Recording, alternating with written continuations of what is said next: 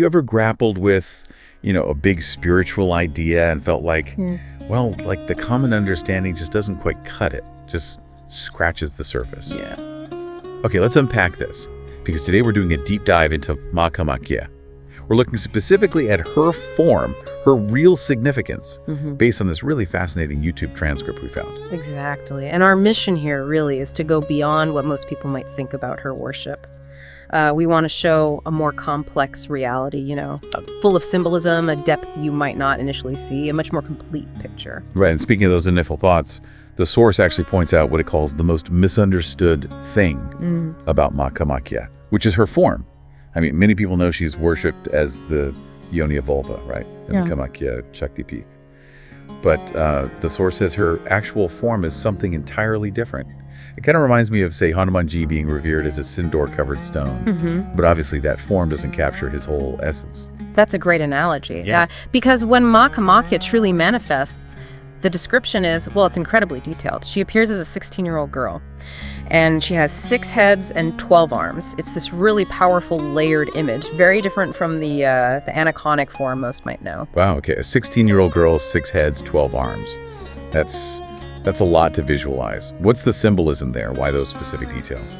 Well, the age 16 is super significant. It connects to the 16 kalas of the moon till Purnamasi, the full moon. It essentially symbolizes Purnata, completeness, perfection, totality, like the moon at its absolute brightest. Completeness. And the 6 heads, they're said to represent the 6 chakras of our subtle body, so the vital energy centers within us. Suggesting this deep link to our inner spiritual world, the path to awakening. And then there's her posture. The source describes her sitting on a lotus, which is arising from the navel of Shiva, and Shiva himself is lying on a lion. It sounds incredibly profound, like a cosmic painting. It really is. And if we connect this to the bigger picture, the symbolism goes even deeper. That lion, it's not just any lion. The source identifies the lion as Vishnu. Vishnu. Yeah. And the lotus, the one she's sitting on, arising from Shiva's navel, that represents Brahma. So in this one single image, you've got Brahma, Vishnu, Shiva, and Devi all together. It's this complete, harmonious cosmic view with the divine feminine right at the center. Okay, so if that's her true, incredibly complex form showing this unity, why is she primarily worshipped in the Yoni form at the temple? What's the reasoning there? Well, what's fascinating here is it's described as almost poetic. Yeah. It's poetic that Maa Kamakhya decides to give Darshan to her bhaktas as the Yoni because she is the source of all creation. The source itself. Exactly. It's not just about fertility in a narrow sense, but the fundamental origin, the wellspring of all life, all existence.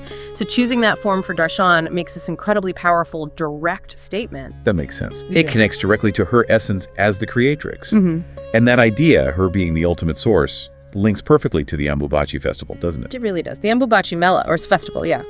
It's widely known as the time of the annual menstruation of the goddess. It's a direct representation of fertility, the generative power of the divine. But what's even more, well, poetic, as the source puts it, is the timing. It happens during the monsoon season when the fertility of Bharatvarsha gets restored, right when the land itself is renewed. So it lines up with the Earth's own cycle. Precisely. It demonstrates, how deeply connected Ma is to this Dharti, to the Earth. Yeah. And it sort of shows her miracles every day through that natural cycle of renewal and life. So what does this all mean then, taking all this in?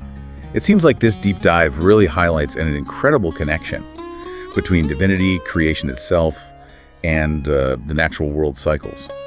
It's a powerful reminder, isn't it, that sometimes the deepest truths are right there, maybe in forms we don't immediately grasp, we just need to look a bit closer. Absolutely. And perhaps it leaves us with a question to think about. It makes you wonder, in what ways might our modern views, our current perspectives, maybe overlook these subtle everyday miracles, the ones embedded in nature, in life cycles? There's often so much more depth, more profound meaning to uncover if we just allow ourselves to see beyond that initial surface level, something to consider.